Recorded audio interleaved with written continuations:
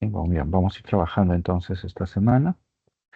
Esta semana corresponde la literatura de la Edad Moderna, ¿sí? Con William Shakespeare, Romeo y Julieta, y de ahí nos damos un pequeño salto hasta el romanticismo, ¿no? Para hablar de las cuitas del joven Werther. Ujú. Muy bien, vamos directamente a los ejercicios. Ujú. Muy bien, a partir de ir resolviendo los ejercicios, por ahí pueden ir surgiendo algunas dudas, algunas inquietudes. Entonces podemos ir resolviendo, ¿no? Ujú. Muy bien, ¿no? Muy bien, entonces empezamos. Recuerda, si tienes alguna pregunta, abre el micrófono, plantea la pregunta sin ningún problema, o también puedes escribir en el chat, también, ¿no? Es una segunda opción también. Ujú. Muy bien, con respecto a la primera pregunta, ¿no? ¿El verdadero o falso en torno al Renacimiento? ¿No? Siempre es importante leer el enunciado e identificar cuál es el asunto, ¿no? Sobre el cual se está preguntando.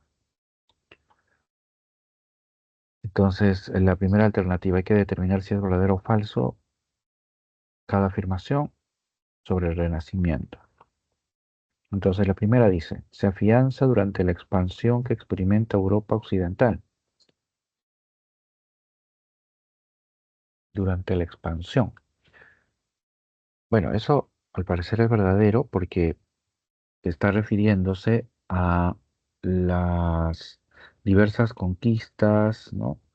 Que van a realizar los digamos, varios países, ¿no? Y con ello inician un proceso de colonización, ¿no? Portugal, Inglaterra, España, ¿no? Van a, por ejemplo, con el descubrimiento de América, se expande, ¿no? Migra los, eh, los estados europeos. Entonces, y con ello se da paso a esta etapa también del Renacimiento, ¿no? Muy bien, entonces sería verdadero. Entonces hasta ahí la A no va ni la D porque señalan que el primer enunciado es falso, ¿no? Dos, dice, manifiesta un interés por la cultura de la antigüedad y por los clásicos. Claro, en principio, en ello se fundamenta el Renacimiento, ¿no? El término mismo, renacer, ¿no? Es volver hacia el punto inicial, hacia el nacimiento, ¿no? Y dentro de esa cultura del Renacimiento, ¿no? Para ellos, para los renacentistas, el punto de inicio de nuestro mundo occidental es el periodo clásico, ¿no? Entonces, volver a ese periodo y traer sus modelos, sus formas, sus pensamientos, es una forma de renacer, ¿no? Entonces, de ahí el término renacimiento, ¿no? Entonces, es verdadero, ¿no? Entonces, es verdadero. Y así que las claves, hasta ahí se mantienen, ¿no? Puede ser la B, la C o la E. Muy bien. Vamos con la 3. Dice, propone la renovación del arte y busca resaltar su complejidad formal. Em, Contrario, ¿ya? A lo que es el Renacimiento en sí, acá dice que se busca resaltar la complejidad formal. Por el contrario, el Renacimiento, al tomar esos modelos clásicos, opera sobre la base del equilibrio, ¿no? No de la complejidad formal, es decir, sobre la base de la claridad, ¿no? La simpleza, ¿no? Eh, Vuelvo a señalar, ¿no? La proporcionalidad, el equilibrio. Entonces, son los principios del arte renacentista. La complejidad nos acerca más al barroco, que es una etapa posterior. Entonces, en ese sentido, la tercera sería falsa. Pues hasta acá nos estamos quedando con la C y con la E. Y la 4 dice, ¿no? Surge en Italia y Francia, alcanzando su mayor esplendor en el siglo XVI, ¿no? En el siglo XVI. Surge en Italia y Francia, ¿no? Ese es el punto, ¿no? ¿Dónde surge el Renacimiento? ¿No? El consenso es que el Renacimiento surge en Italia, ¿ya? Y en ese sentido, ¿no?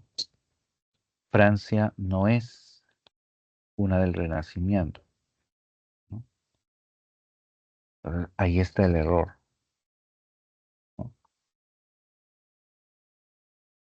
Entonces la clave aquí es la C, ¿no? Porque en el último enunciado es cierto, ¿no? Que alcanza, Italia en este caso alcanza su esplendor en el siglo XVI, en el 1500, ¿no? Que es el punto de inicio del Renacimiento, por ejemplo, ¿no? Entonces, bien, esa es la primera pregunta. Ujú,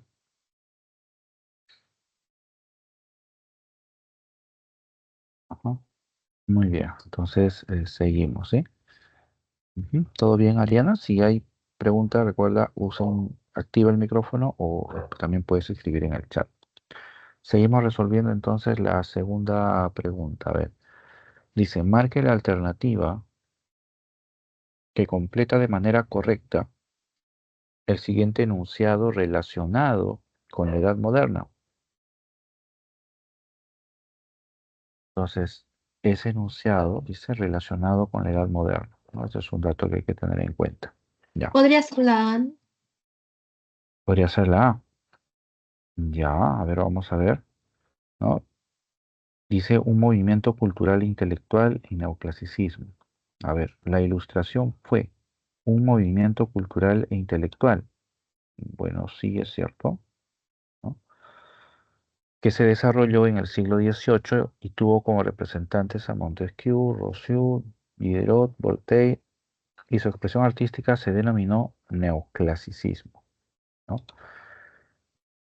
Ya, ujú. Ahora, siempre hay que cotejar con las demás alternativas, ¿no? Porque una nos puede siempre llamar la atención, pero hay que estar seguros, entonces descartemos las siguientes.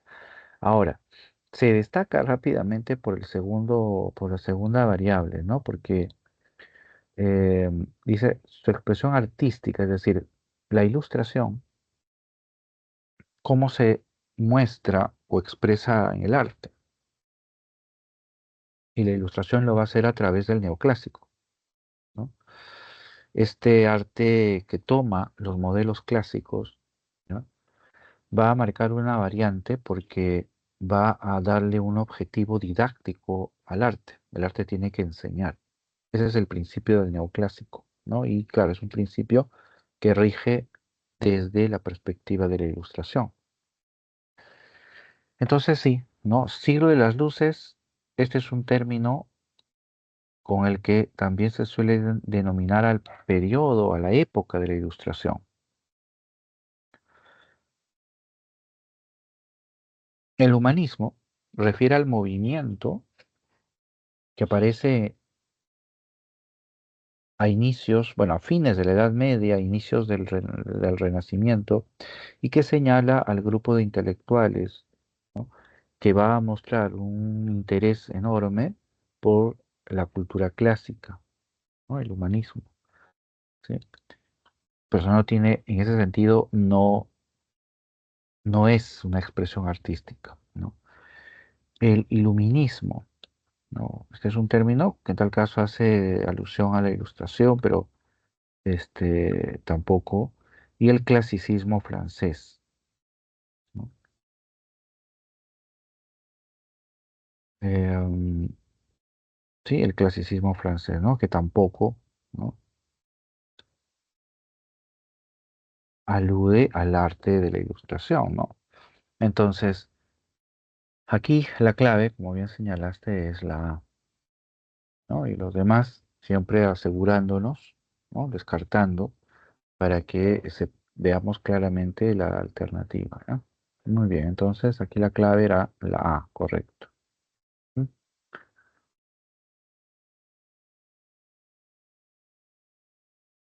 Muy bien, vamos con la 3. La 3 es una pregunta que tiene, bueno, tres partes, ¿no? El fragmento, el enunciado y las alternativas, ¿no? Ajá, muy bien. ¿Qué tal? Buenas noches, Eric. ¿Cómo estás? Ahí veo que escribiste. Dice, ¿y por qué no la ve? Dice, ¿no? Supongo que te refieres a la pregunta 2, ¿no? Me parece. A ver. Sí, te refieres a la pregunta 2. A ver, ¿por qué no la ve? Bueno, em, la ilustración, dice, fue el periodo posterior al barroco, ¿no? Hasta ahí es cierto, sí, pues. Después del barroco viene la ilustración, ¿no? Casi, casi la ilustración surge como una respuesta, digamos, al barroco, ¿no? Entonces el barroco busca la complejidad, la ilustración busca la claridad, ¿no? La simpleza, ¿no? Por decirlo así. Lo que invalida la B es el hecho de que en la segunda variable, ¿ya? Se nos está pidiendo identificar la expresión artística que eh, representa la ilustración. Y ese es el neoclásico, como decimos, ¿no? El término siglo de las luces, ¿ya? Es una denominación con la que también se suele señalar este periodo, ¿ya? Entonces, el término no es un movimiento, una expresión artística, sino es el nombre de una época. Entonces, no encaja, ¿no? Por eso, en el caso de la B, la clave no es no es clave la B, ¿no? Por el tema del siglo de las luces. Ajá. Muy bien. Vamos con la 3. A ver, ¿qué nos pide en la 3?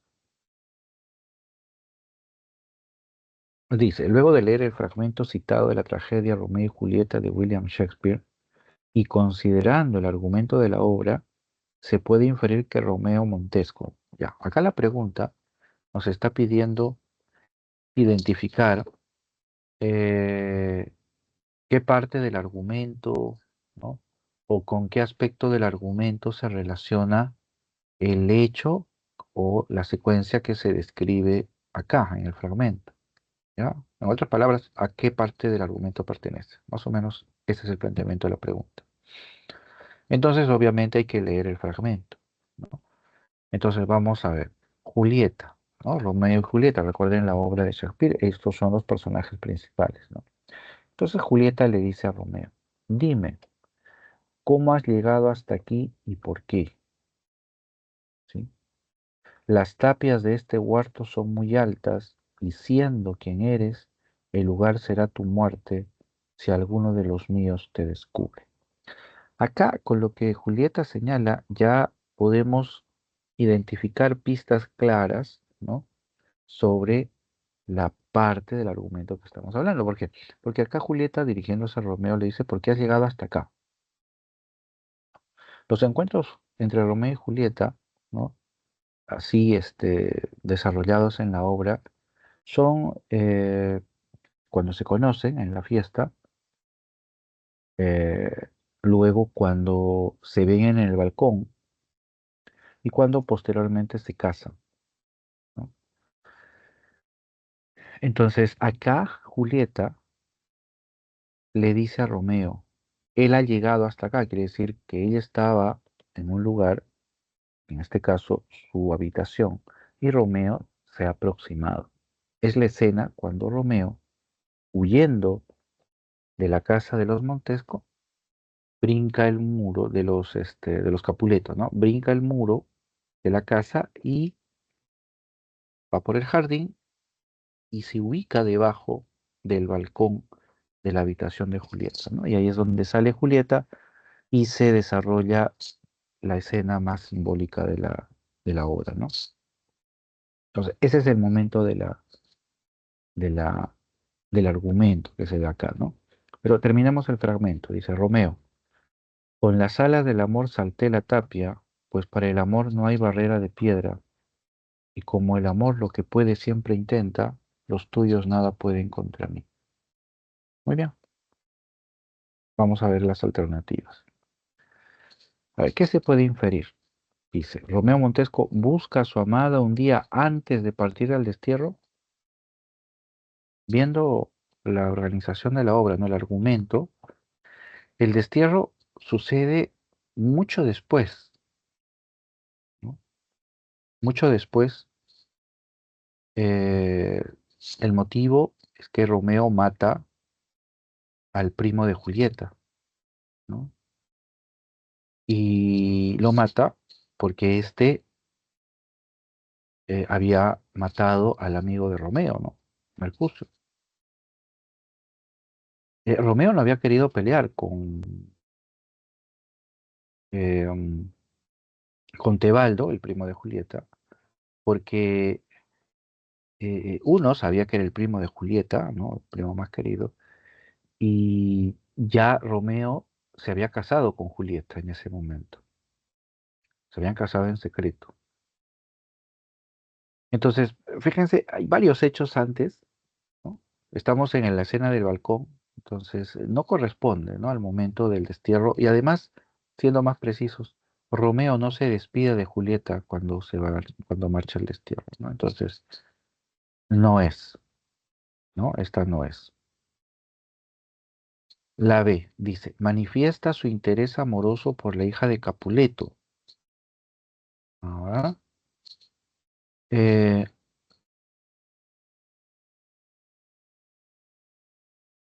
bueno, acá lo dice, ¿no? O sea, él salta la barrera porque siente amor y por eso la busca.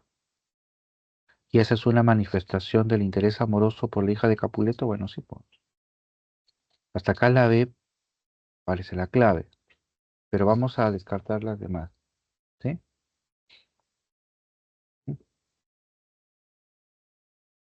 Entonces la C dice, recurre a Julieta para despertar los celos de Rosalina.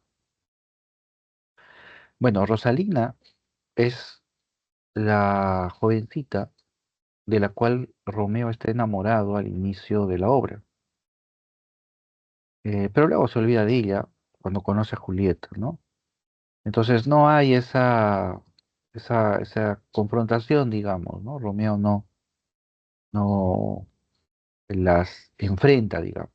Entonces, esto es absolutamente falso. De, Profesor, sí, escucho. ¿quién era el primo y el amigo de Romeo? ¿Era Benvolio o era Mercucio? Bueno, en la escena de la lucha, ¿ya? Es Mercucio quien sale a defender a Romeo, porque Mercucio es, digamos, el mejor amigo de Romeo, ¿no? Entonces, por eso es que cuando Tebaldo trata de enfrentarse a Romeo y Romeo no quiere pelear con él, es ahí donde interviene Mercucio y Tebaldo lo termina matando, ¿no? Eso es lo que podríamos señalar, ¿no? Ahora, eh, Benvolio es también parte del clan de los Montesco, ¿no? Él es el primo de Romeo, ¿no? Entonces también forma parte del grupo con el cual ellos, digamos, se reúnen, ¿no? ¿No? Pero es en este caso quien muere, o sea, quien demuestra mayor, ¿no? Cercanía y por el cual Romeo inclusive al final termina matando a Tebaldo es este Mercucio, ¿no? Eso es lo que sucede ahí. Ujú. Muy bien. Buenas noches ahí, veo a varios vos, Yair, Olenka, Priscila, ¿no? Se han unido. Buenas noches, recuerden que estamos resolviendo los ejercicios, pero si tienen alguna pregunta, planteen por el chat o también pueden hacerlo el micrófono, ¿no? Muy bien. Vamos con la D. Enamora a una Capuleto por consejo de Fray Lorenzo. Ya esta alternativa ya es un poquito, este, muy ficcional, por decirlo así, ¿no? Claro, Fray Lorenzo aconseja que se enamore a una Capuleto, ¿no? Entonces esto, obviamente no, ¿no? La función de Fray Lorenzo es muy importante, ¿no? Porque Fray Lorenzo es el que sugiere, ¿no? El plan de que Julieta finja su muerte, ¿no? Fray Lorenzo además es quien casa a Romeo y a Julieta, ¿no? Los casa en secreto, ¿no? Pero de ahí no va más la acción de Fray Lorenzo, ¿no? Entonces, eh, bueno, al final también lo encontramos cuando los dos jóvenes están muertos y Fray Lorenzo sale, ¿no? A avisar lo que ha pasado. Pero de ahí no hay mayor acción de Fray Lorenzo. La E. Ha regresado de Mantua solamente para ver a Julieta. Bueno, esta escena es cierta, ¿no? Pero hay dos detalles, ¿no? El fragmento que estamos viendo acá ubica a Romeo en el balcón de Julieta y esa escena está al inicio. El regreso de Romeo desde Mantua a Verona ocurre al final, que es cuando Romeo había huido a Mantua porque es desterrado, ¿no? Después de matar a Tebaldo, Romeo es desterrado y se va a Mantua. Y al enterarse de la muerte de Julieta, Romeo regresa, ¿ya? Claro, todos sabemos que Julieta no estaba muerta, pero el problema es que a Romeo no le avisan. Bueno, o sea, sí le iban a avisar, ¿no? Porque Fray Lorenzo envía una carta a Romeo contándole el plan, ¿no? Que Julieta estaba muerta, que iba a despertar, ¿no? Y él tenía que regresar, etcétera. Pero la carta nunca llega a Romeo, ¿no? El mensajero se tuvo que regresar a Verón, hubo un problema en el camino. Y entonces Romeo se entera de que Julieta está muerta. Entonces cuando Romeo regresa a Verona desde Mantua, solo tiene una misión, ¿no?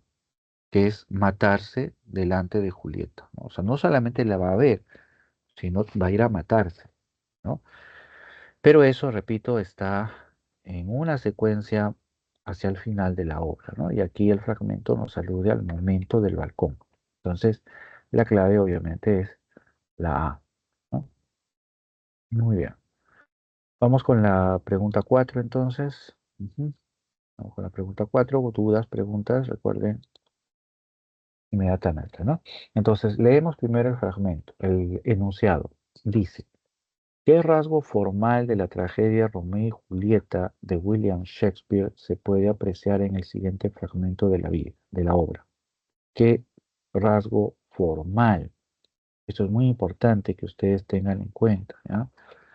Porque un aspecto es que te pregunten por el contenido, por ejemplo, el tema, de qué trata la obra, y otro es que nos pregunten por el rasgo formal. El rasgo formal tiene que ver con la manera como está compuesto o escrito escrita la obra.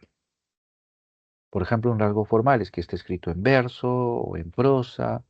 Si está escrito en verso, por ejemplo, un rasgo formal es que qué tipo de verso es, cuántas sílabas tiene, ¿no? O el tipo de lenguaje que emplea o el tipo de figura literaria que emplea, por ejemplo, ¿no? Esos, entre otros más, vienen a ser los rasgos formales, por ejemplo, ¿no? El cómo se dice. Entonces, ese es el aspecto que nos están preguntando acá, ¿no? Mm, revisamos, dice acá Capuleto, dice, ¿no? Acá se refiere al papá de Julieta. Dice, ¿cómo echa una fuente, hija, aún llorando, bañada en lágrimas, con tu cuerpo menudo imitas al barco, al mar, al viento? Pues en tus ojos, que yo llamo el mar, están el flujo y reflujo de tus lágrimas. El barco es tu cuerpo que surca ese mar, el viento tus suspiros, que que porfía, ¿no? Que a porfía con tus lágrimas hará naufragar ese cuerpo agitado, si pronto no amaina. ¿Qué hay, esposa? ¿Le has hecho saber mi decisión? Bueno, esta escena, a propósito de lo que estamos viendo, parece que corresponde al momento cuando eh, Julieta se entera de que se va a casar con el conde Paris. El señor Capuleto decide que su hija se case con el conde Paris, Julieta se entera y se inicia un gran problema, ¿no? Porque uno, Julieta ya está enamorada de Romeo y dos, ya se habían casado. Entonces, Julieta no se podía casar porque ya estaba casada y no se lo podía decir al papá porque sería decirle que se había casado con el hijo de la familia rival, del jefe, ¿no? Del jefe de la familia rival. Entonces, ahí estaba el problema, ¿no? Muy bien, vamos a ver las alternativas. Dice, uso alternado del verso y la prosa. ¿Ya? Este es un rasgo que forma parte de, de la obra, ¿no? Eh, en inglés la obra está compuesta eh, en verso y prosa, ¿no? Un poco que maneja estas dos formas, ¿no? Em, las traducciones muchas veces las traducen toda prosa o algunas mantienen esta particularidad, ¿no? Pero a donde vamos es en el fragmento, no hay prosa, o sea, todos son versos. El fragmento es una de las partes eh, de la obra donde se emplea el verso. Entonces, la A no puede ser porque le falta la prosa, que la obra la tiene, ¿no? Pero en el fragmento no está, entonces no va. B, exaltación del aspecto sentimental, ¿ya? Em, exaltación del aspecto sentimental. Tiene que ver con los sentimientos, ¿no? Y se exalta. Acá podemos hablar de que hay expresión de sentimientos. Bueno, quizás sí, ¿no? Porque Julieta está triste, está llorando, ¿no? Entonces su padre le dice, etcétera, ¿no? Pero lo que no hay definitivamente es exaltación, ¿no? Su padre no va y la felicita, oye, qué bien, hija, estás llorando, no, no, no, no muestra preocupación. Entonces no está exaltando el llanto de la hija, ¿no? Sino que, repito, muestra preocupación. Entonces, la B no es porque, si bien se puede interpretar que hay una expresión sentimental o un aspecto sentimental acá, los versos no lo están exaltando, ¿no? Entonces no va. C. Predilección por las descripciones. Bueno, acá se menciona el mar, se menciona el barco, pero no son la realidad que se está describiendo, ¿ya? Es más, solo encontramos la denominación. No se desarrolla con una descripción, es decir, nos dicen barco, punto, pero no nos describe el barco. Nos dicen mar, punto, pero no nos describe el mar. Y lo mismo con otros aspectos que se mencionan ahí, ¿no? Entonces, no hay una descripción acá, ¿no?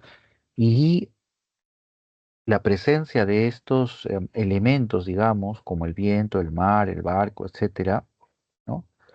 Eh,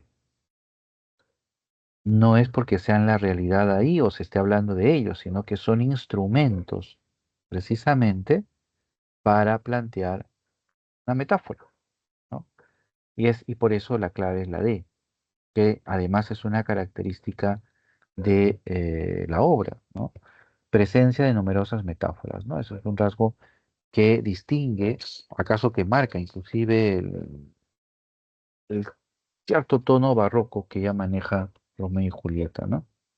La abundancia de metáforas. Y acá lo podemos ver, ¿no? Cuando dice, con tu cuerpo menudo imitas al mar, al viento. eh, Acá esto puede ser debatible si es una metáfora, o sea, la expresión, ¿ya? Porque con tu cuerpo menudo imitas al barco. Alguien lo podría interpretar como un símil, quizá, ¿no? Porque no es. Recuerden, la metáfora es un cambio de la naturaleza, de la esencia, ¿no? Es una relación a ese nivel, ¿no? El sol es un platillo, entonces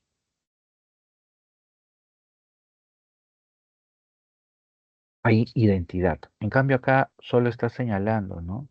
Con tu cuerpo imitas el barco, o sea, hay una semejanza. Es más un símil. Pero más abajo ya encontramos la metáfora, ¿no? Cuando dice, pues en tus ojos que yo llamo mar, es decir, tus ojos son el mar, está en el flujo y reflujo de tus lágrimas. El barco es tu cuerpo. Ahí está la metáfora, ¿no? El barco es tu cuerpo, ¿sí?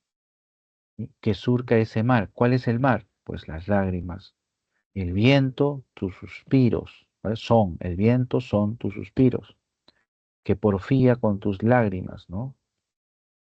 Hará naufragar ese cuerpo agitado, es decir, el barco, si pronto no amaina,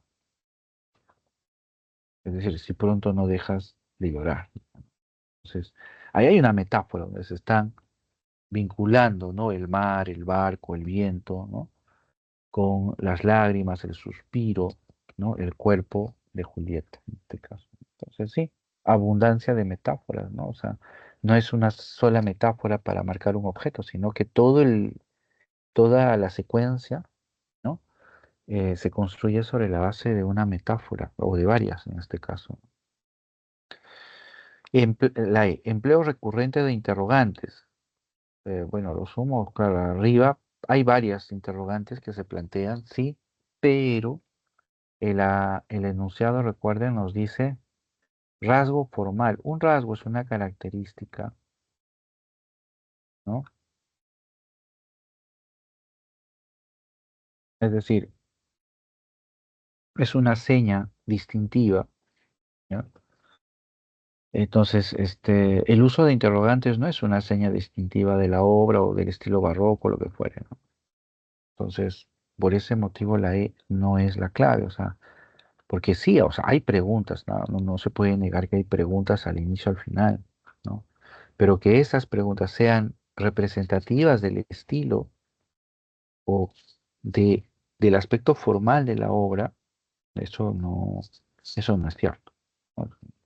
Además, no es una presencia recurrente las preguntas como para decir que se trata de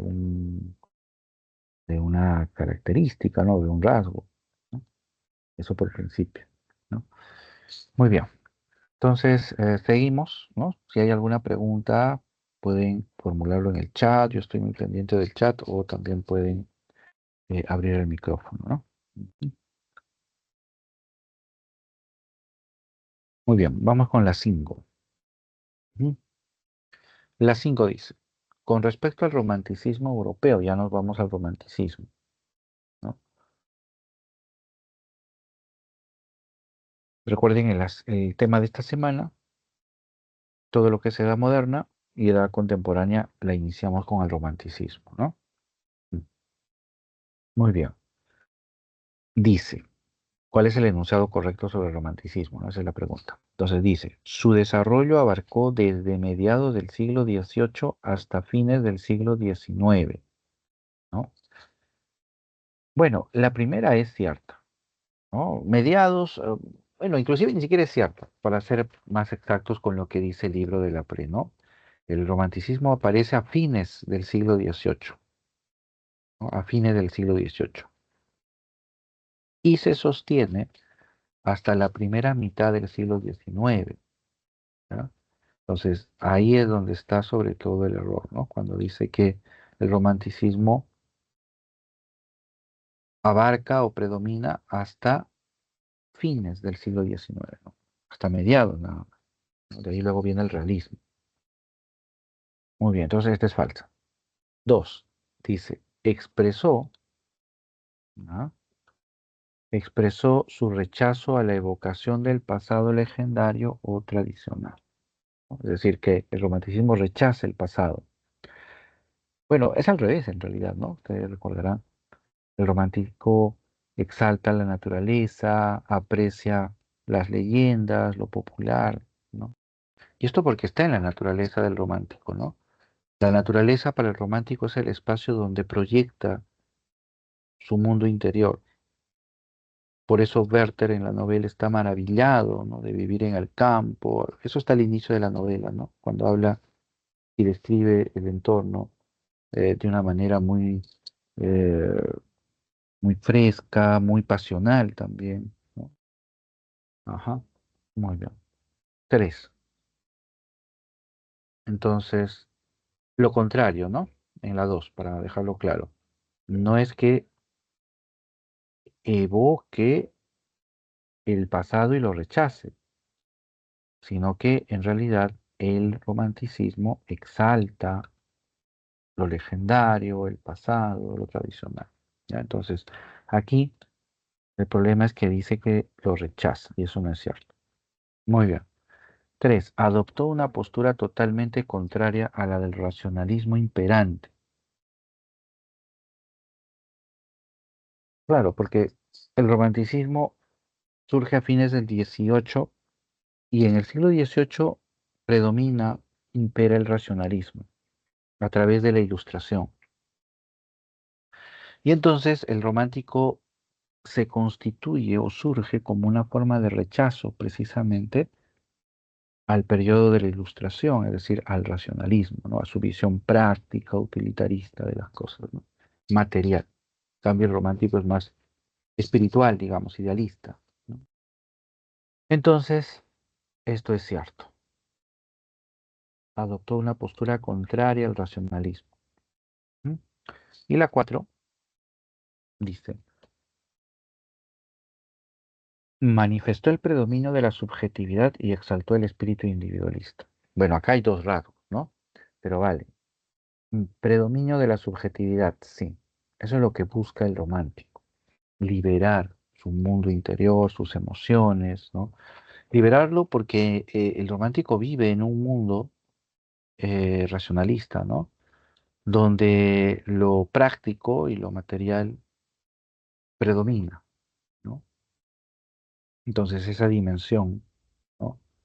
De lo subjetivo, de la emoción, es lo que el romántico trata de rescatar y exaltar, ¿no? Por eso es importante. Muy bien. Entonces la clave sería 3 y 4. La I. Ujú. Ahí está. Muy bien, vamos a la pregunta 6 entonces.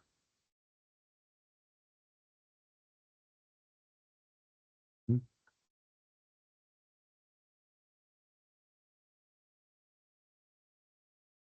Muy bien.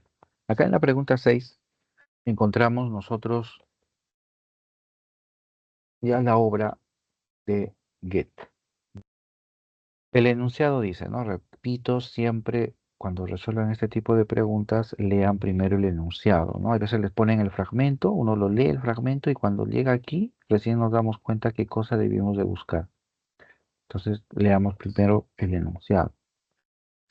Luego de leer el fragmento citado, dice, perteneciente a la novela, ¿no? Las cuitas del joven Werther de Johann Wolfgang von Goethe, y considerando el argumento de la obra, ¿ya? Se puede deducir que el protagonista, más o menos sigue el modelo de la pregunta de, de Romeo y Julieta que vimos hace un momento. Planteaba un fragmento, ¿no? Y se nos pedía deducir a qué parte del argumento se desarrollaban. Entonces, cuando nos plantean así, hay que leer, obviamente, el fragmento, pero tratando de encontrar pistas, ¿ya? Datos que nos permitan comprender en qué eh, secuencia se ubica, ¿ya? Entonces leemos, dice, ¿no? Después de comer, ¿ya? Eh, Después de comer, envió al criado que acababa de empacar todo. Rompió muchos papeles, salió a pagar algunas cuentas pendientes y regresó a casa. Más tarde, a pesar de la lluvia, salió de nuevo y fue al jardín del difunto conde de M, fuera del pueblo. Paseó mucho tiempo por los alrededores y regresó a su casa al anochecer. Entonces escribió. Ya, acá, antes de proseguir, una pequeña aclaración, ¿ya? Recuerden que cuando se trabajó este, Werther, ¿no? Se indicaba que la novela tiene una forma epistolar, ¿ya? ¿Por qué? porque la obra se sostiene sobre las cartas que Werther escribe, es decir, la obra es un conjunto de cartas, todas escritas por Werther, ¿no? Y a través de esas cartas vamos conociendo la historia y todo lo que demás bien, ¿ya? Entonces, el cuerpo principal de la novela está compuesto por las cartas de Werther. Entonces, la narración es en primera persona. Eso es lo regular en la obra. Pero, ¿qué sucede acá? Hemos visto una primera parte donde está narrando en tercera persona. Es un narrador. ¿En qué parte de la novela hay un narrador que no sea personaje? Al final. En la parte final de la novela ingresa un narrador. Y es que lo que sucede que en la parte final de la novela, Werther ya se mató. O sea, ya se suicidó. Y entonces el autor, ¿no? Un editor, así es más o menos lo que plantea la novela, ¿no? Toma esas cartas últimas de Werther, las últimas que ha escrito, y las presenta. Entonces aparece un narrador que empieza a contarnos lo que sucede, ¿ya? Porque las cartas de Werther ya no se muestran acá. Entonces por eso es que se narra ahí en tercera persona. Entonces aquí más o menos nos da la idea de que estamos hacia el final. Hacia ahí iba mi reflexión. Pero estamos hacia el final.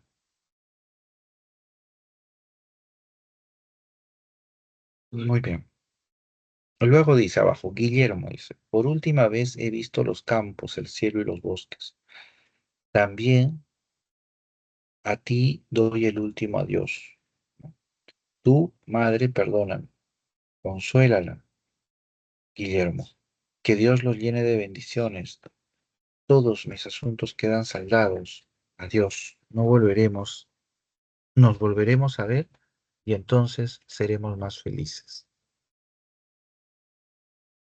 Claramente se trata de un aviso de que él se va a suicidar. Entonces, eso confirma que nosotros estamos en la parte final, digamos, de la novela, ¿no? Entonces, veamos a ver las alternativas y veamos las claves. ¿Mm? Dice, A. Realizará un breve viaje llevando consigo las pistolas de Alberto. Bueno, eso no ocurre en la obra. Claro, lo que ocurre es que sí, Werther le pide a Alberto que le dé sus pistolas, ¿no? Porque Werther está como, está adolorido, está dolido, ¿no? Porque este, eh, Julieta, que digo, Carlota lo ha despreciado, no lo ha terminado echando de la casa. Entonces, para Werther el camino es al suicidio, ¿no? Y le va a pedir prestadas sus pistolas a Alberto. Y Alberto le dice a Carlota que se las dé. Entonces, Carlota lo entrega al mensajero y Carlota ya sabe lo que va a pasar. Tiene esa sospecha, pero no puede decir nada porque tendría que admitir que hubo algo entre los dos, entre Walter y ella, porque claro, no es que ella esté enamorada de él, pero sí hubo un beso, ¿no? Antes de que ella lo eche de la casa se besó. Bueno, no se besó, am, digamos que Werther la besó, ¿no? Entonces, ahí Carlota no quiere comprometerse y por eso no dice nada, entrega las pistolas y listo, ¿no? Werther se mata. Entonces, no es que Werther se vaya de viaje, no, lo hace para suicidarse, ¿no? B. Correcto. B. Planea reencontrarse con Guillermo, su gran amigo y consejero. Bueno, no tanto veo que se... mm,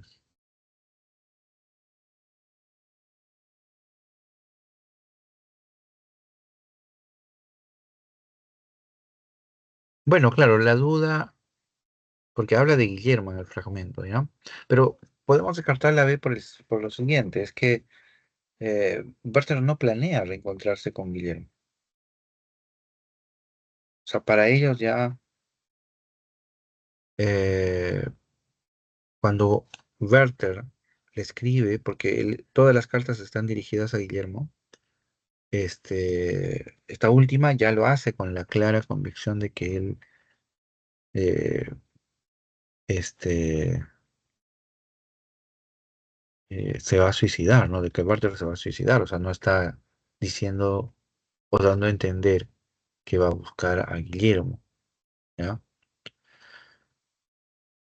Muy bien, entonces no va por eso, ¿no? No va por eso. Usted dice, ha decidido quitarse la vida la noche del 23 de diciembre. Correcto, ¿no? Por el fragmento que leemos, él se despide de Guillermo. ¿Y por qué se despide? No porque se esté yendo de viaje, sino porque se va a suicidar. Entonces, ahí sí estamos dentro de lo que la C plantea, ¿no? Ajá. Vamos a descartar la siguiente. La D dice, pretende huir debido al enojo de Alberto y al rechazo de Carlota. Eh, bueno, el enojo de Alberto, Alberto no es que se enoje Alberto, este, guarda cierta desconfianza hacia Werther, pero al final Alberto como que lo sobrelleva, ¿no? Porque este, Werther ve a Werther, Alberto ve a Werther como un ser débil, ¿no? Poco rayando hacia la locura, ¿no? Así lo ve Alberto a Werther, ¿no? Entonces, eh,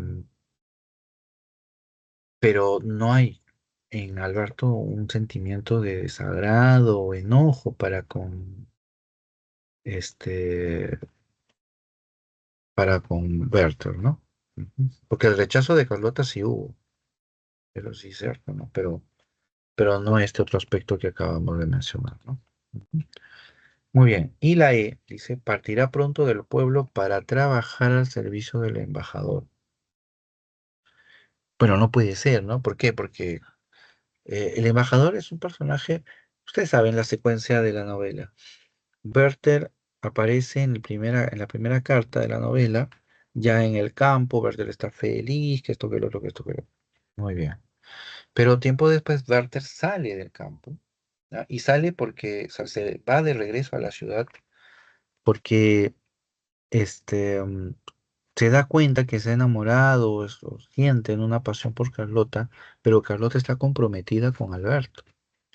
Y entonces ahí para Werther hay una contradicción que él trata de evadirla marchándose a la ciudad, ¿no? Muy bien. Ujú. Muy bien. Ahora, cuando Werther viaja, o sea, se va esa primera vez, va a terminar trabajando en la casa de un embajador, sí. Pero ese personaje para Alberto, perdón, para Werther, el embajador, eh, le despierta siempre a Werther un tono, digamos, de cuestionamiento, de crítica, ¿no? Entonces, no, em, es más, ¿no? Él rechaza ese mundo del embajador, ese mundo que le rodea de la, de la, de la aristocracia, ¿no? Entonces, eh, de ahí él sale huyendo, o sea, sale huyendo, va de regreso al campo, ¿no? Y decide ir nuevamente a Carlota, ¿no? Entonces, Bartel no va a irse, estamos al final de la novela, no va a irse al embajador, sino que acá se está aludiendo a ese rasgo en el que Werther muestra, por ejemplo, su idealismo, ¿no? Rechazando la actitud eh, del embajador mismo, ¿no? Una actitud más materialista, racionalista, ¿no? Entonces ahí va.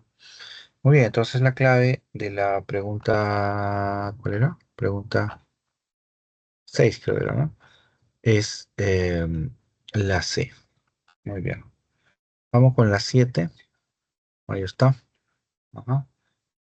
Vamos con la 7. Dice, después de leer el fragmento, ya, después de leer el fragmento, a ver, ahí he visto que me ponen una preguntita en el chat. ¿No es un 24? A ver, ¿a qué te refieres con no es un 24? Esa es la anterior pregunta. ¿A cuál te refieres con 24? ¿Acá? Mm, Bueno, no veo. Tendrías que especificar a qué te refieres con 24.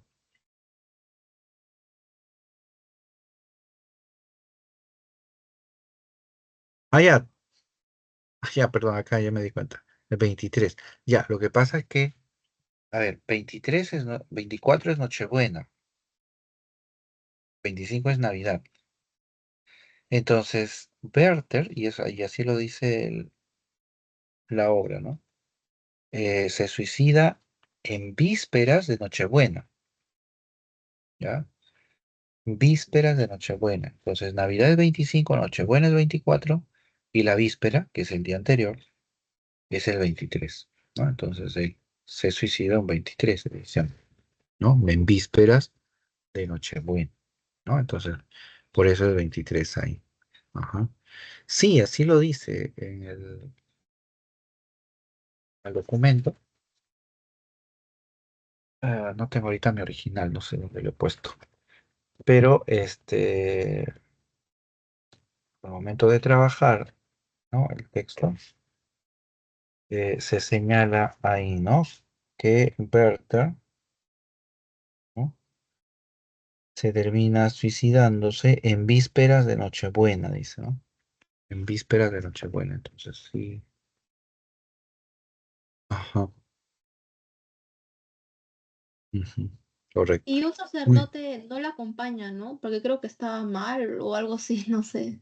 sí, no, al pobre Berta lo terminan enterrando en el codo de un camino, así medio como oculto, y no lo entierran en el Camposanto. ¿Por qué? Esto ya tiene que ver con las creencias religiosas, ¿no? Porque su alma está como, digamos, está en pecado, ¿no? Grave, ¿no? ¿Por qué? Porque se ha suicidado, ¿no? Entonces, dentro de los códigos religiosos, ¿no? Eh, el suicidio es un pecado y por lo tanto el suicida no puede ser enterrado en el campo santo, ¿no? Un campo santo, está en pecado. Entonces, al pobre lo entierran fuera y lo entierran al borde de un camino, ¿no? Junto a un árbol, todo, y lo entierran, ¿no? Un poco como oculto, ¿no? A eso se refiere. Ujú.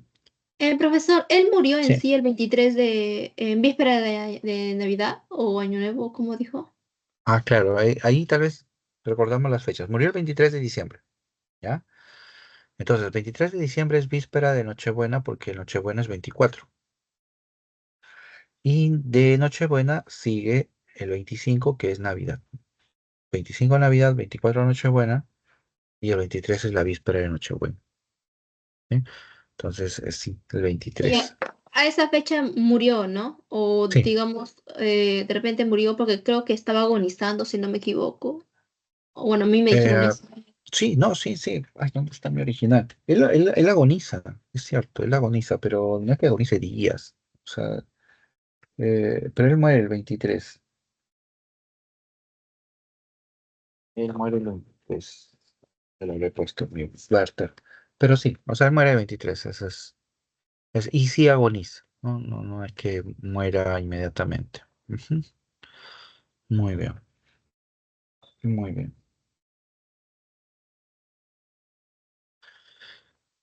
Muy bien, veamos la pregunta número 7 entonces. Sí, muy bien, gracias a las preguntas. Las preguntas siempre para ir profundizando en algunos aspectos, ¿no? Eso es muy importante. Ahora vamos a la pregunta 7. Dice, después de leer el fragmento citado perteneciente a la novela Las cuitas del joven Werther de Johann Wolfgang von Goethe, ¿es correcto afirmar que? ¿Qué se puede afirmar a partir de este fragmento? Bueno, acá definitivamente hay que leer el fragmento primero, no hay otro. 13 de julio, la fecha, porque es una carta, recuerden, toda la novela es epistolar.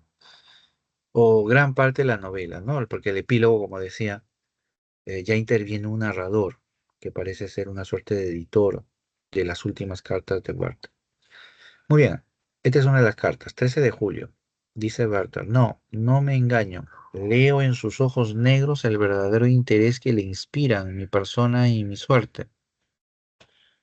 Está hablando Werther, obviamente. ¿Y de quién está hablando? Bueno, obviamente está hablando de Carlota. Conozco y en esto debo confiar en mi corazón, que ella, oh, podré y me atreveré a manifestar con estas palabras la dicha celestial que me embarga. Sé que me ama. Soy amado, grita Berta.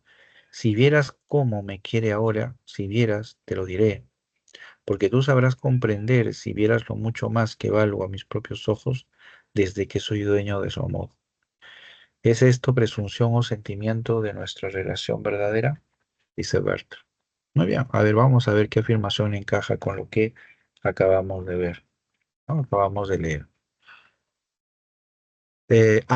Dice, la pasión, segundo, ahí me han lanzado una propuesta, a ver, vamos a revisar. La pasión que despierta Werther en Carlota es evidente.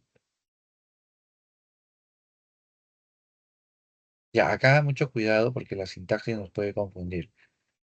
Claro, acá recuerden que Werther, nosotros nunca en la novela, ¿no? No, que sí, creo que hay una carta de Carlota, pero Carlota no manifiesta, ¿no? Sus sentimientos hacia Werther, ¿no? Más bien es desde los ojos de Werther, ¿no? Que se nos muestra, digamos, su relación con Carlota. Y entonces la visión que tenemos de ella es parcializada, ¿no? Porque está dentro de la mirada de Werther, ¿no? Entonces, la pasión que despierta Werther en Carlota no es evidente, es solamente intuitivo, es decir, podemos inferir, ¿no? Por ejemplo, en la escena del beso, ¿no? Claro, Werther la besa, ¿no? Pero ¿cómo interpreta Werther la reacción de Carlota? Entonces, ahí es donde surge precisamente esa línea, ¿no? Todo lo que está ahí surge de la interpretación o mirada de Werther. Entonces, no podemos decir que Carlota tiene pasión por Werther y decir que es evidente encima en la obra, porque no es evidente, habría que interpretar todavía. Muy bien, la B. Pero vamos por acá. Bien, la B dice, el romántico goza de los placeres de la vida burguesa. Acá este enunciado cae por su propio peso, ¿no? ¿Por qué? Porque el romanticismo y el romántico en tal caso rechaza la vida burguesa, en principio. ¿Por qué rechaza la vida burguesa? Porque la considera materialista, la considera pragmática, que son aspectos totalmente contrarios al idealismo romántico, ¿no? Entonces no va. C, dice la cuestionable Carlota ha cometido un acto de adulterio. Bueno, eso no ocurre tampoco en la novela, ¿no? Y no veo cómo inferir eso de lo que acá se ha escrito, ¿no? Entonces no va. Está acá, un acto de adulterio. Eso. D, el idealismo es un aspecto característico en Werther. Ya, eso está claro. Werther idealiza. La imagen que él tiene de Carlota es la imagen idealizada, precisamente, ¿no? Ese es el punto, ¿no? Donde la exalta, ¿no? Sobre todo. 7. El protagonista está muy feliz por haber besado a Carlota. Bueno, el beso sí ocurre, ¿no? Pero que Werther salga de la casa feliz porque ha besado a Carlota, eso no es cierto, ¿no? Claro. Em, Después del beso con Carlota, Werther sale muy confundido, en realidad no sale feliz, sale muy confundido, pero es una mezcla de emociones que se describe allá en la novela, ¿no? Pero no sale feliz. Ese es el punto. Muy bien. Entonces, la clave aquí es la D, ¿no? Muy bien. Vamos con la última pregunta. Vamos con la 8.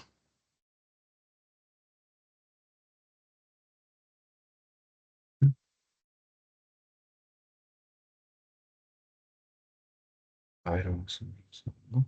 Ya, ya, entonces, a ver, vamos con la 8. Ahí dan propuestas. Ah, muy bien. A ver, vamos a leer. Dice, marque la alternativa que completa de manera correcta el siguiente enunciado. Las cuitas del joven Werther de Goethe fue una novela. Esta adquirió trascendencia porque, a ver, aquí sí hay que ir probando, ¿no? Primero revisemos la primera variable y empecemos a descartar. Dice, fue una novela. ¿De qué tipo fue la novela Werther? Vamos a ver. Fue una novela reelaborada tras su publicación.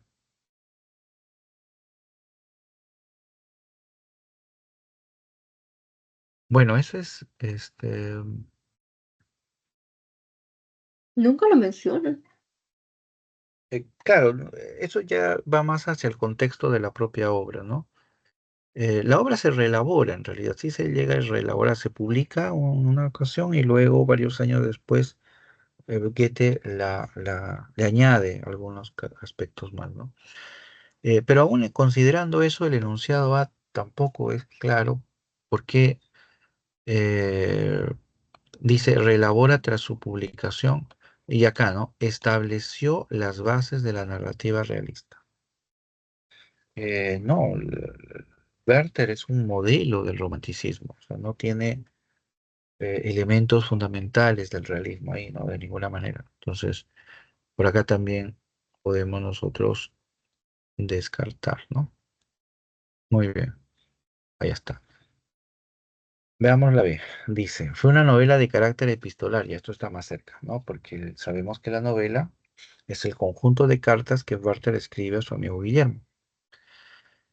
Luego continuamos, dice, esta adquirió trascendencia porque propició el inicio del romanticismo de corte intimista. Ujú. Eso también es cierto, ¿no? Las cuitas del joven Barthes inauguran una vertiente del romanticismo, ¿no? Que es la vertiente sentimental, que es la vertiente una de las más fuertes, además del romanticismo, ¿no? Entonces, sí, parece que la B es aquí la clave. Veamos las demás para, en tal caso, descartar, ¿ya? A ver,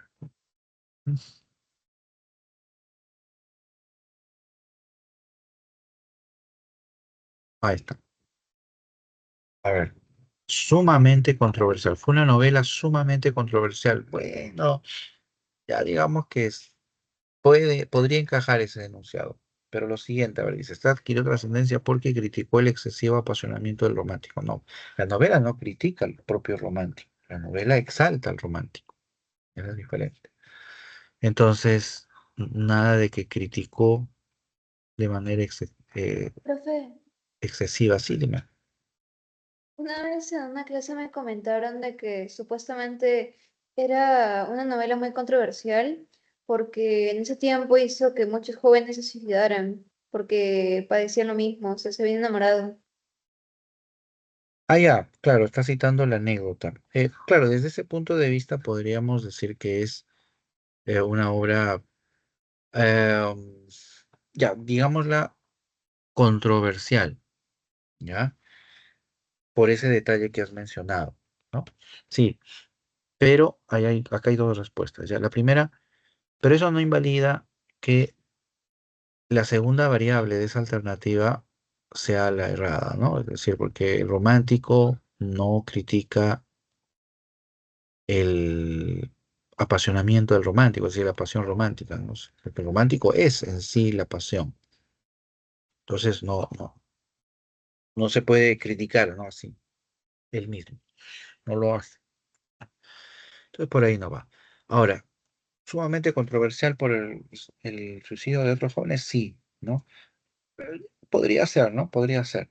Pero en tal caso hay que precisar ahí un detalle en el comentario, ¿ya? Sí, Werther se suicida y muchos jóvenes imitan a Werther y se suicidan, ¿no?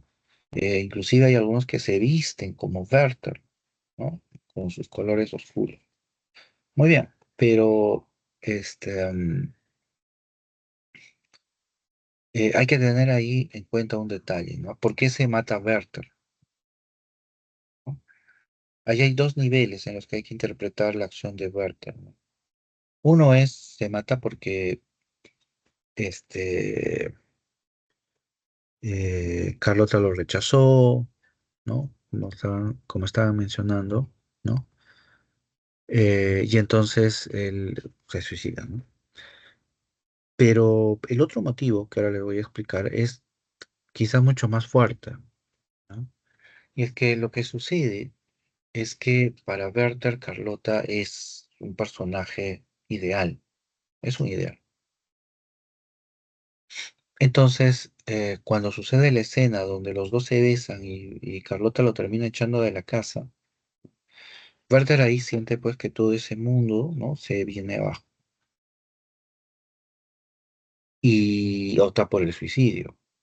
Pero para Werther el suicidio es una forma de liberación. ¿Ya? Acá estamos hablando de manera metafórica, por si acaso, ¿ya? De manera metafórica, ¿no? La muerte como liberación. Y esa liberación o libertad es a lo que aspira el romántico, ¿no? Recuerden, el romántico en esencia es un ser individualista, etcétera, pero que aspira, ¿no? A esa, eh,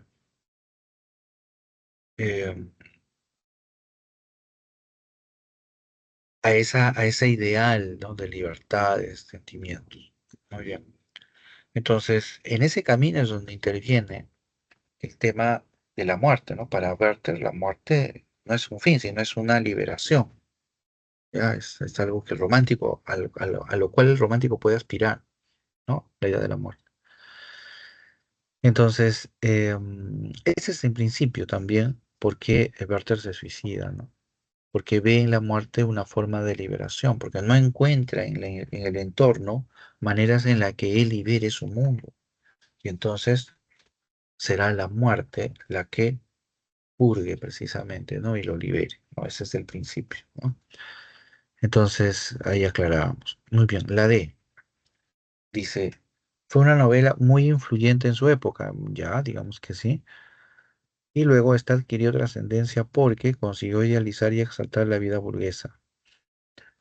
Bueno, uno de los grandes temas del romanticismo, y en el caso de las cuitas del joven Werther también, es la clase burguesa, ¿no? Se la describe, se la analiza, se comenta, se toma como sujeto del...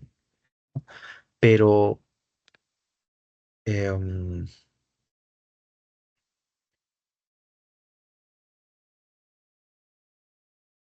pero la novela no lo idealiza. Ese es el punto. O sea, este es equivocado, la D, ¿no? Equivocada, porque, ya, marco todo. Porque, repito, ¿no? La novela plantea un Exalta el paisaje rechazo. natural. Claro, exalta la naturaleza, porque el romántico siente afinidad por la naturaleza, porque la naturaleza para él es un espacio donde se libera. En cambio, el mundo burgués es un espacio coercitivo, es un espacio donde el sujeto no puede abrirse a sus sentimientos, sino que tiene que encapsularse, ¿no? En las determinaciones, ¿no? De lo burgués. Entonces, por eso Werther rechaza la burguesía y no es que, bueno, y se contrapone a Alberto, ¿no? Porque Alberto es un burgués, ¿no? A diferencia de Berto. Muy bien. Y la última alternativa dice, fue una novela de inicio del siglo XIX y causó una incontable cantidad de suicidios de amor. Bueno, eso es cierto, lo segundo, ¿no? Causó, sí, la muerte de varios, lo imitaron a Werther. Pero lo que anula esta alternativa, dice, es que, dice, se desarrolla, dice, a inicios del siglo XIX. No, no, Werther está compuesto a fines del XVIII, ¿no? El Werther está compuesto a fines del XVIII, ¿no? Entonces ahí es donde también podemos identificar el error, ¿no? Sí, muy bien, ahí está. Muy bien, entonces la clave la B y de ahí no tenemos más preguntas en el cuadernillo, ¿sí? Muy bien, no sé si tienen ustedes alguna duda, alguna inquietud, ya hemos revisado todo el material, ¿sí? Así que ahora estoy presto a recibir sus preguntas. Ujú.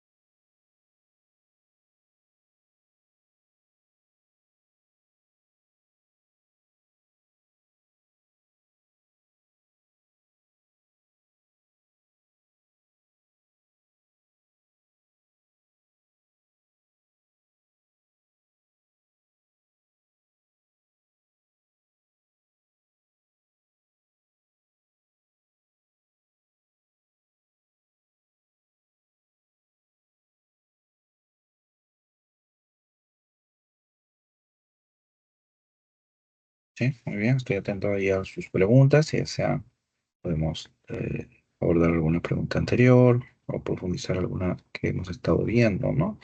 A los demás también les agradezco muchísimo, ¿no? Su atención.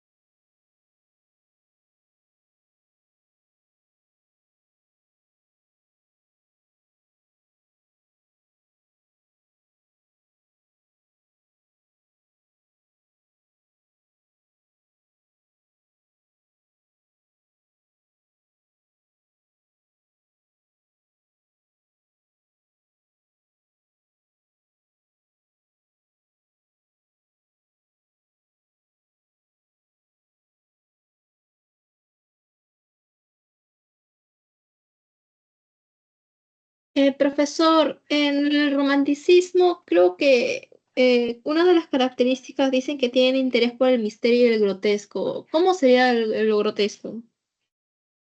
Ya, sí, lo grotesco tiene que ver con la manera en la que el romanticismo ¿sí?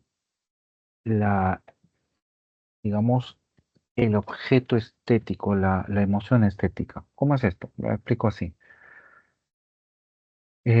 Toda obra de arte tiene un objetivo y esto es producir una reacción al espectador. Entonces, para los neoclásicos, que vienen de la ilustración, el racionalismo, ese efecto se conseguía cuando el público observa, ¿no? Valores como el equilibrio, la armonía, la proporcionalidad, ¿no? La claridad, el orden, ¿no?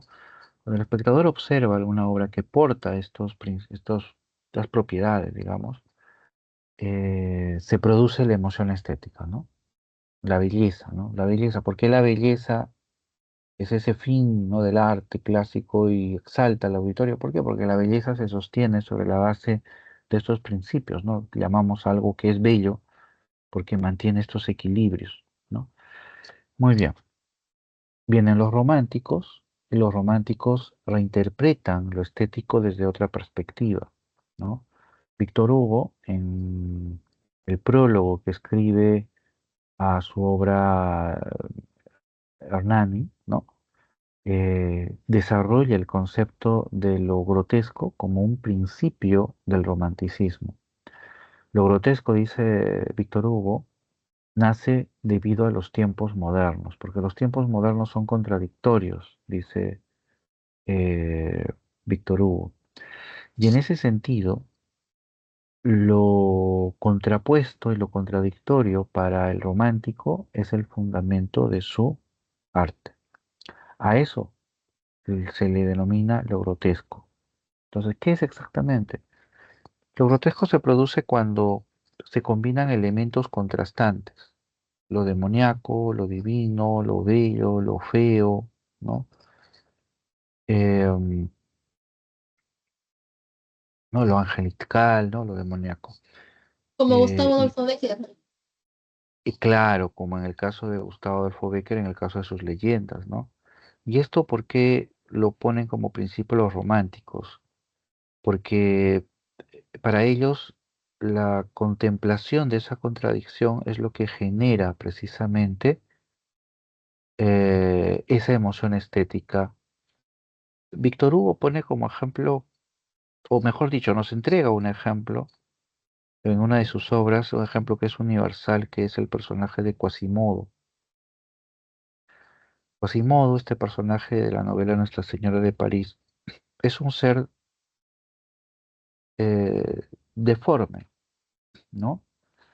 Inarmónico dentro de los códigos clásicos, ¿no? Tiene una pierna más larga que la otra, tiene una joroba, es desdentado, tiene una protuberancia en la frente que le tapa uno de los ojos, ¿no? Entonces, dentro del canon clásico es feo, debiera de recibir el repudio, ¿no? Pero Quasimodo dentro de la obra muestra un carácter angelical, demuestra piedad, demuestra solidaridad, ¿no? Él es el que rescata, cuida a la gitana Esmeralda, ¿no? Que la refugia en la catedral y así la ayuda a escapar de las manos del cardenal, ¿no? Eh, y así Quasimodo demuestra tener un alma piadosa, no un alma buena. Entonces, esa contraposición entre la imagen deforme del personaje y el espíritu puro que expresa, ¿no? Generan esa mirada grotesca que es la que espera mostrar el romántico, ¿no? Y entonces la emoción del espectador surge precisamente de esa contradicción. El ser deforme que debiera de ser repudiado empatiza con el espectador, ¿no? El espectador siente compasión por ese sujeto, ¿no? Y esa compasión es la que genera precisamente la emoción estética en el espectador, ¿no? Entonces el romántico opera por ese lado, ¿no? A través de ese juego de contradicciones, ¿no? Donde ya inclusive nos lleva también al ámbito de lo sobrenatural, ¿no? Lo misterioso, lo monstruoso, ¿no? Que es lo que nos sucede, por ejemplo, con personajes como, ya me salgo un poquito, ¿no? Pero uno de los conocidos que es Drácula, ¿no? Drácula de igual manera, ¿no? Hablo del Drácula original, ¿no? De la novela, no de las películas, donde Drácula es el más malo de todos los malos, ¿no? Sino que en la novela de Bram Stoker, Drácula es un personaje perverso, sí, pero en el fondo su actitud nace de un profundo amor, ¿no? Y del sentimiento de una traición, ¿no? Que él sufre, ¿no? Que él acusa a Dios, ¿no? Por la pérdida de su amada, ¿no? Entonces, hay ahí también esa imagen grotesca del personaje, esa contradicción que hace que el espectador empatice con el personaje, ¿no? Y en Entonces, las vidas del joven Werther, lo grotesco sería el amor que siente por Carlota y el suicidio por ella. ahí hay un punto muy importante que hay que tener en cuenta. El romanticismo, ¿ah? El romanticismo tiene muchas vertientes, tiene muchas fases, y en ese sentido no en todos los casos se van a mostrar todas las características, ¿no? De manera este, evidente, ¿no? ¿Por qué digo esto? Porque en el caso de Werther, eh, lo grotesco en Werther, mm, no hay muchos, no hay muchos puntos donde uno pueda señalar que en la novela se presente una imagen grotesca, ¿no? Eh, Tal vez tú decías que era el suicidio, ¿no? La muerte de Werther. Mm, quizá, no, quizá, pero eso, mira, estirando la interpretación, ¿no? Podría, ¿no? Pero la verdad no cabría, me parece, dentro del concepto de lo grotesco, ¿no? Romántico, la muerte de Werther, porque en esencia, en la perspectiva de la muerte, para Werther, la muerte es una liberación, ¿no? En principio. Y digamos, y ahí es donde se genera, ¿no? Esta imagen que Werther tiene sobre la muerte, pero eh, de ahí ver una visión grotesca, no, la verdad no. Werther es más un romanticismo intimista, como decía una de las preguntas, ¿no? Es decir, es un romanticismo que busca explorar más las emociones, los sentimientos, y por eso tiende a la idealización. Ese sí es un factor de Werther, ¿no? Idealiza, ¿no? Idealiza profundamente. En cambio, eh, lo grotesco es algo que aparece, tal vez lo podríamos ver así, un poco en perspectiva, ¿no? Como te dije, el romanticismo tiene varias fases, ¿no? Entonces, hay un primer romanticismo, podríamos decir así, que nace en el siglo XVIII, ¿no? Y que responde, ¿no? A ese modelo clasicista, eh, a partir de la exaltación de las emociones y los sentimientos, ¿no? La subjetividad, ¿no? Por eso se vuelve muy sentimental, ¿no? Eh, pero ya en el siglo XIX, ¿ah? El romanticismo empieza a tomar una actitud más crítica contra la modernidad y entonces empiezan a generarse temas, ¿no? Digamos, mucho más oscuros, ¿no? Eh, lo gótico, por ejemplo, a lo que pertenece Drácula, eso aparece mucho después, o sea, aparece ya entrado el siglo XIX, ¿no? Ya lejos de la época de Barta, ¿no? Y ahí luego viene, por ejemplo, Edgar Allan Poe, o sea, la narrativa de Edgar Allan Poe, ¿no? Esa narrativa que podríamos también ubicarla dentro de lo gótico, por ejemplo, eh, es Ah, sí, el gato también, negro, por ejemplo. claro, el gato negro, ¿no? El pozo y el péndulo, etcétera, son manifestaciones también de ese concepto de lo grotesco, ¿no? Pero eso es posterior, o sea, estamos casi a fines ya del romanticismo, ¿no? Y por eso lo encontramos en Becker, ¿no? Porque Becker es un autor postromántico, inclusive algunos lo califican, es decir, es un autor que está en las postrimerías, está hacia fines del romanticismo, ¿no? Entonces a él le llega por Entonces, eso. Ujú. en la obra no hay algo misterioso grotesco. En el caso de las cuitas del joven Werther, no, no. Tal vez viendo algunos aspectos, pero o sea, no podríamos calificar como grotesco, así como hablar, por ejemplo, de Nuestra Señora de París, ¿no? O hablar de las leyendas de Becker, ¿no? Eh, pero hay algunas imágenes que tienen cierta contradicción, pero no llegan al estado de lo grotesco, ¿no? Porque la imagen, por ejemplo, de Werther enterrado, ¿no? En el camino, en vez del camposanto, este, quizá por ahí un poco grotesco, pero o sea, no es un concepto que represente las cuitas. Esa sería mi afirmación final, ¿no? Lo demás sería una interpretación un poco jalada, quizás forzar un poquito el concepto, ¿no? Pero así, decir que en Werther se desarrolla lo grotesco, la verdad no me parece, ¿no? No, no, Werther es de otra vertiente, ¿no? Es más, ¿no? Algunos hablan de Werther como el pre-romanticismo, o sea, este, Goethe es precursor del romanticismo, ¿no?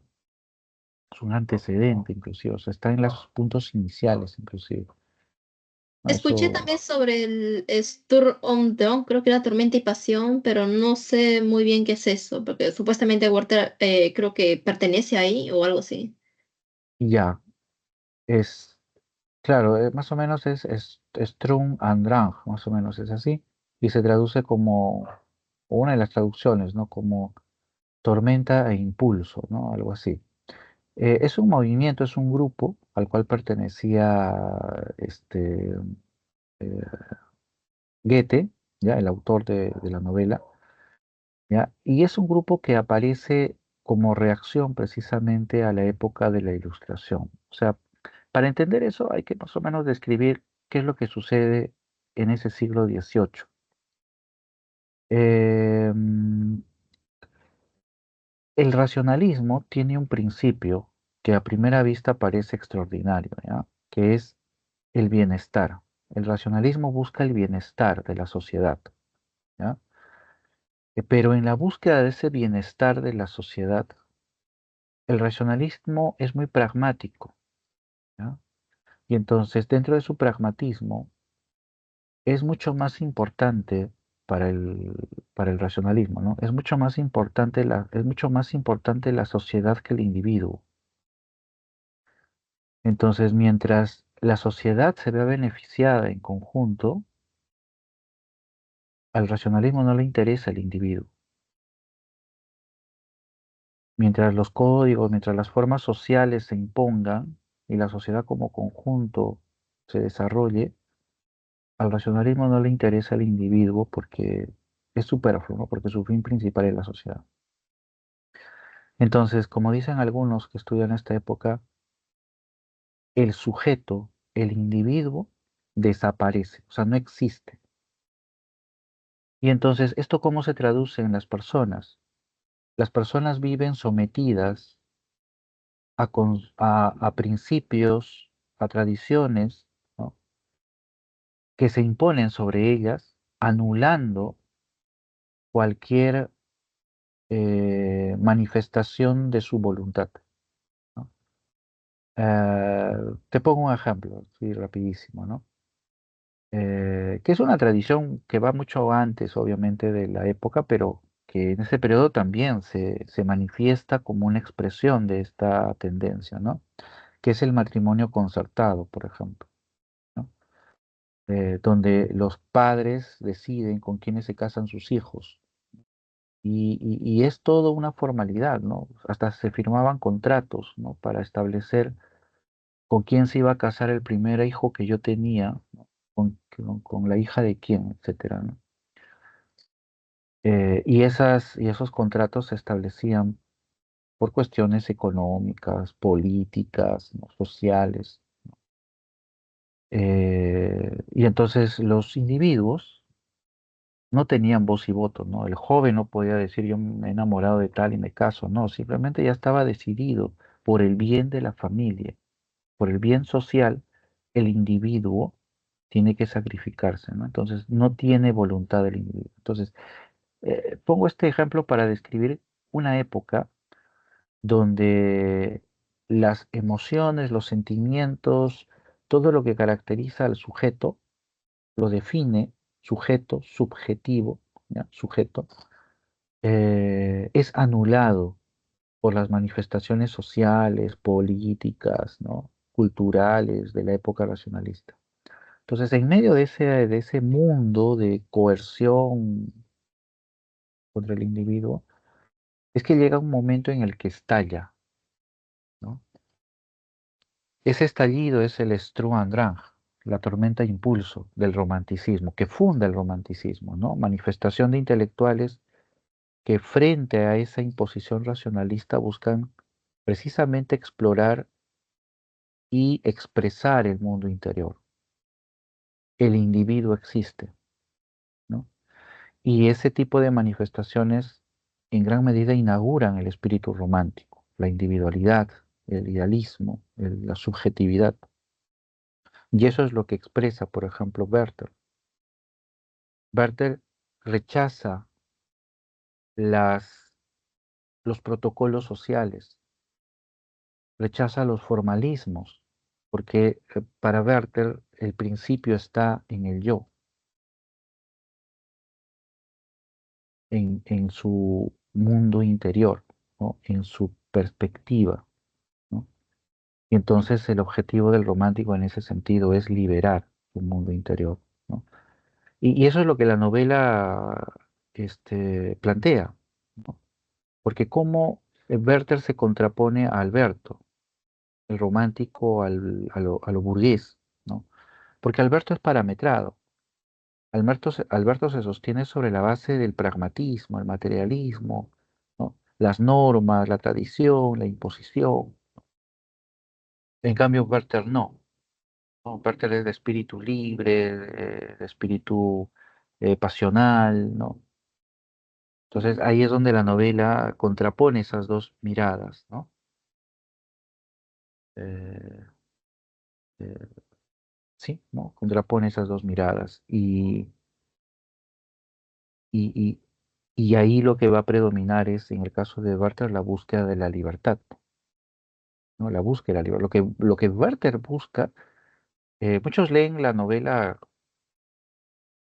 como una novela romántica en el sentido de novela amorosa, ¿no? Pero en realidad es novela romántica en el sentido de la libertad, es una novela que exalta la libertad, porque lo que busca Werther es ser libre, eso es lo que busca Werther. Y él aspira a encontrar esa libertad con Carlota como ideal, pero cuando Carlota lo rechaza, Werther solo encuentra un camino de libertad y esa es la muerte, ¿no? Porque Werther interpreta la muerte de esa manera, ¿no? Hay una secuencia en la novela eh, donde Werther en sus paseos por el campo ve a unos sujetos que sangraban a los caballos, ¿no? Es decir, que es un tipo de terapia, ¿no? El sangrado, que es producir una hemorragia para ayudar a liberar ciertas tensiones, ¿no? Del cuerpo, algo así, ¿no? Y lograr con eso reconfortar el cuerpo, ¿no? La dimensión física. Y entonces, viendo esa escena, Werther piensa, reflexiona y dice eh, que muchas veces para sanar se necesita derramar sangre, algo así. Estoy parafraseando, ¿no? Pero ese es el sentido que plantea, ¿no? Entonces, cómo la muerte puede darle vitalidad al sujeto, es decir, darle lo que busca, que es la vida, que es la libertad, en este caso, que es lo que aspira el romántico, ¿no? Entonces, esa es la dimensión o la perspectiva, ¿no? Que plantea eh, Werther, ¿no? En la novela, ¿no? Y eso responde precisamente a ese principio de libertad del romántico, ¿no? Ujú. Y eso sería más o menos el comentario, ¿no? Ujú. Ya, sí, profesor, sí entendí, gracias. Ya, muy bien. Le puedo hacer una pregunta fuera del tema de la obra, porque en otras, bueno, en otras horas o en otros temas he escuchado sobre el TEA, que era el tiempo, espacio y acción, pero en sí no sé qué significa, porque muchos dicen, como por ejemplo Edipo Rey, que tiene ese respeto por el TEA, el tiempo, espacio y acción, y no sé la verdad qué es. Ah, ya, ya. El TEA, así como lo has mencionado, es un principio del teatro clásico, ¿no? Que los neoclásicos, por ejemplo, lo siguen al pie de la letra porque lo toman del teatro clásico, y ahí es donde viene lo que mencionas de Edipo. ¿Qué es el TEA? El TEA es una norma, vamos a decirlo así, que plantea que todas las obras tienen que representarse siguiendo estas tres unidades: unidad de tiempo, unidad de espacio, unidad de acción. ¿Qué quiere decir? que la obra debe de representarse en un lapso de tiempo. Es decir, no pueden ser obras que en una escena sea 14 de julio y en la siguiente escena sea 28 de agosto. No, sino que en una escena es el día 3 de agosto y en la siguiente ha pasado 15 minutos y en la siguiente ha pasado 20 minutos, listo. O sea, todo dentro de un solo momento, un solo día, por decir, un solo instante. Eso es lo que sucede, por ejemplo, en Edipo. Edipo se desarrolla todo en un solo lapso. No es que pasen días, no es que, no. Llega Creonte, ¿no? Sí, llega Creonte del oráculo, ¿no? Le devela porque está la peste, etcétera, empieza a averiguar, luego viene el mensajero desde Corinto diciéndole que Pólibo ha muerto, y ahí se van desencadenando, así como en cascada, los hechos. Pues, unidad de tiempo. El otro es unidad de espacio, es decir, que toda la acción se desarrolle en un único escenario, que no haya cambios de espacio, que no estén de pronto en la sala y luego se vayan a la oficina o luego estén al hospital, no, sino todo en un único espacio. Y eso es lo que sucede, por ejemplo, en Edipo. Todo se desarrolla en la corte, en el único escenario. Entonces, unidad de tiempo, unidad de espacio y la unidad de acción se refiere a que todo se desarrolla en una sola secuencia, ¿no? Y en el caso de Edipo, la secuencia, ¿cuál es? La, bueno, voy a usar esta palabra, si no me da choca. No, averiguación, no.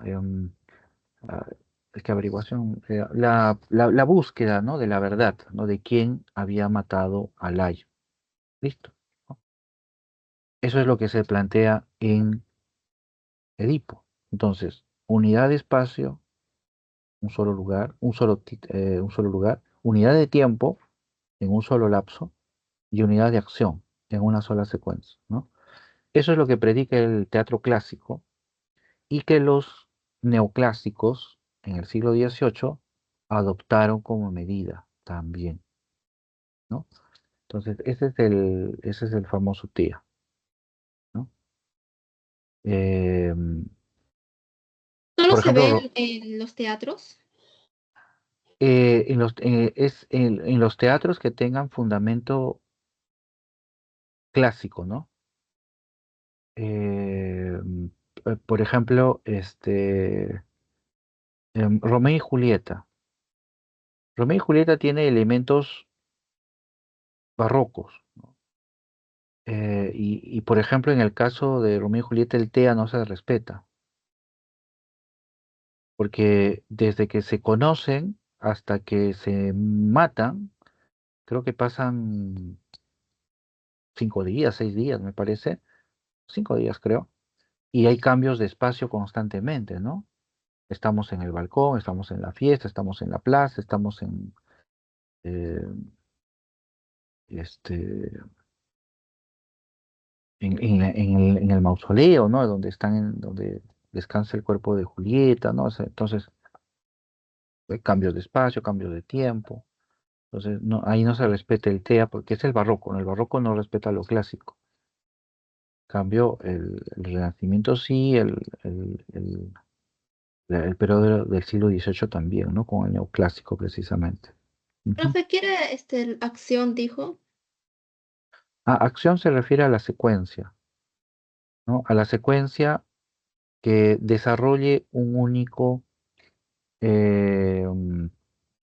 conflicto, ¿no? Que se desarrolle un único conflicto. Em, ¿Cómo es esto? Por ejemplo, en el caso de Edipo, el único conflicto que se desarrolla ahí es quién mató a Layo. Edipo mató a Layo, es el único, ¿ya?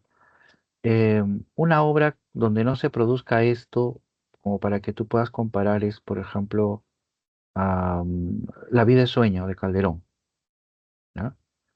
En La vida de sueño tenemos varios conflictos. Primero, está el conflicto entre Segismundo y su padre, Basilio, Ah, y ¿ya? Porque el Rosaura otro lo ha también, claro. encerrado, claro. Y Rosaura también tiene su conflicto porque ella, recuerda, ha sido traicionada por Astolfo y ella viaja para matar a Astolfo, vengándose, pero al final se casan, ¿no? Luego está el conflicto de Rosaura con Clotaldo, porque resulta que Clotaldo es su padre y ella no lo sabía, ¿no? Y no. Entonces, y además está el conflicto del propio Basilio con la corte, porque Basilio busca un heredero, busca a quién dejar la corona. Entonces, hay una serie de conflictos que se desarrollan en la historia, ¿no? Entonces, ahí, por ejemplo, no hay unidad de acción, ¿no? No hay una unidad de acción. Eso ya tiene que ver con, con la, con la estética de cada época, ¿no? No, no es un principio mejor o peor en cada caso, ¿no? Muy bien. Ajá.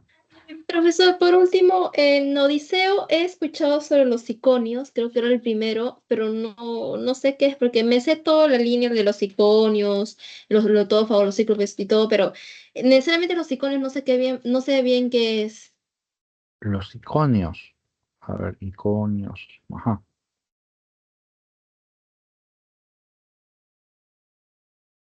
Ujú.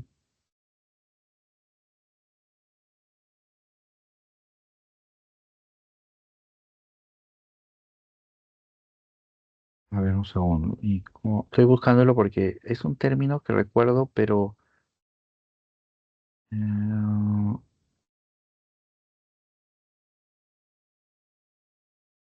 claro, acá entiendo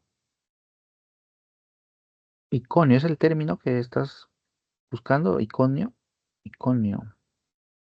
Iconios, creo que era cuando recién va a comenzar su viaje, Odiseo, pero como me dieron muchos conceptos, no me confundieron, la verdad.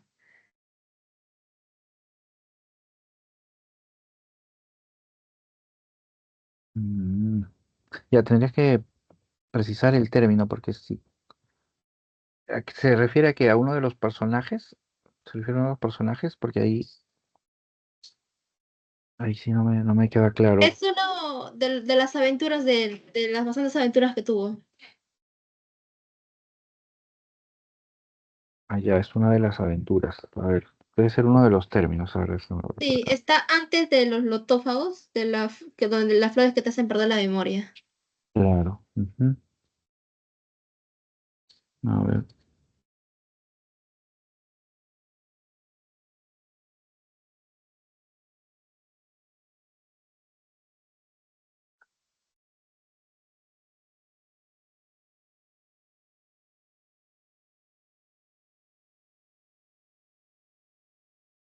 ya, a ver.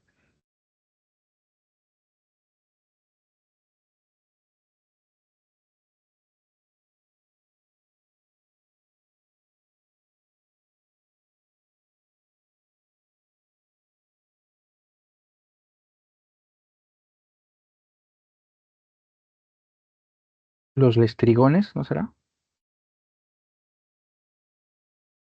Ah, no, eso ya está ya después, pero no sé, me dijeron que eran los aliados de los troyanos y después me dijeron que era para que los que robaban al pueblo de Sicones, porque tenían grandes riquezas, o sea, me dieron muchos conceptos que realmente me confundieron. Sí, me suena, tendría que revisarlo, lo que pasa es que ahorita no lo... Los lestrigones, me parece que son los lestrigones. No.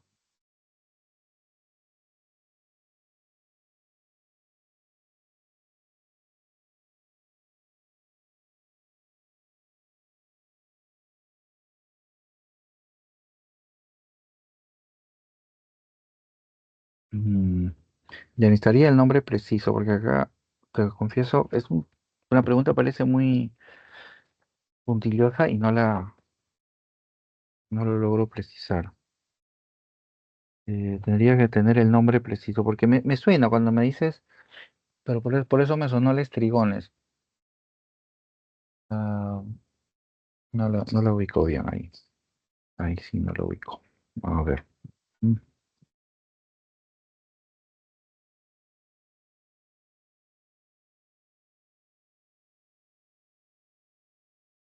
mm.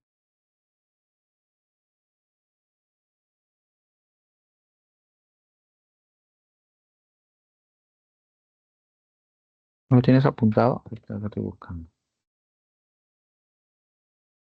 Chan, chan, chan, ya. Vale, chan, chan, chan.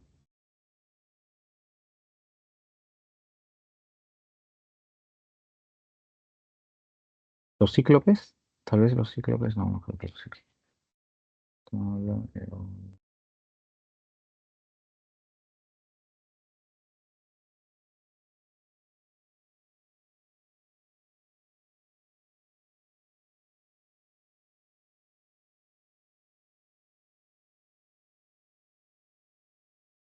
No, no lo encuentro, ¿ah? Tendría que tener el nombre preciso, porque ahorita no me aparece. Solamente me aparecen los clásicos, que son los que me acuerdo, pero de ahí no lo encuentro. ¿Podrías escribirlo en el chat? Tal vez estoy escuchando mal.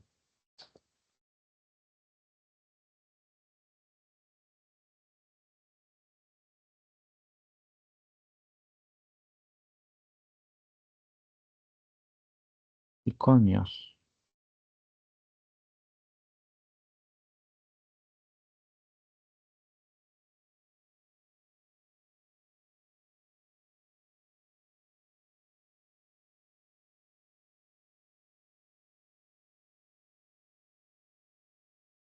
Ay, ay, acá está.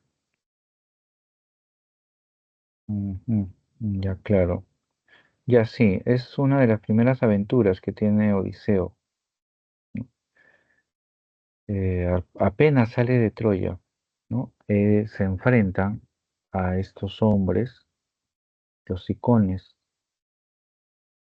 saquean su ciudad,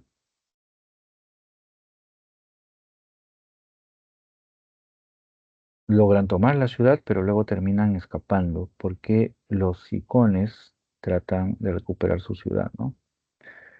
Sí, acá me escriben como una de las primeras aventuras. Apenas termina la guerra de Troya, empieza el regreso y llegan a esa ciudad y se enfrentan a los Cicones y logran tomar la ciudad y luego se terminan marchando, ¿no? Eh, Allá lo saqueaban, ¿por qué? ¿Por dinero o para sustento de repente? mm, bueno, para obtener el dinero, ¿no? Para obtener el dinero y además, sí, son aliados de los troyanos. Ahí también tendría que ver eso seguramente. Ujú. Allá, ¿los iconios son aliados de los troyanos? Sí, sí, son aliados de los troyanos o bueno, ay, porque ya la guerra acabó, ¿no? Son aliados de los troyanos, parece que ellos toman la ciudad, la saquean y luego terminan huyendo, ¿no? Porque al final su viaje era hacia Ítaca, seguramente para obtener, ¿no? Prendas y demás cosas las tomaron. ¿Pero Sí, esa Odiseo es. se alía con los troyanos o la ciudad de los iconios eran los aliados de los troyanos? Ah, ya, ya. No, los iconios son los aliados. Y Ah, ok. Odiseo, ajá, y Odiseo entonces los ataca, ¿no? Porque él es Ahora él pertenece a entiendo, los porque me griegos. decían también que Odiseo era aliado, pero si acaban de tener guerra, no entendía bien eso. Ah, sí, pues, no, sí. No, no, claro, él ataca a los iconios porque ellos son aliados de los troyanos, ¿no? Esa es la idea. Mm, ujú. Sí, pero eso, muchas gracias, eso es lo que tenía bastante duda. Ya, gracias a ti, gracias por tus preguntas y a los demás también, aunque ya se retiraron. Sí, Gracias, profesor. gracias, nos Chao, vemos. profesor. Cuídate, hasta luego. Igualmente.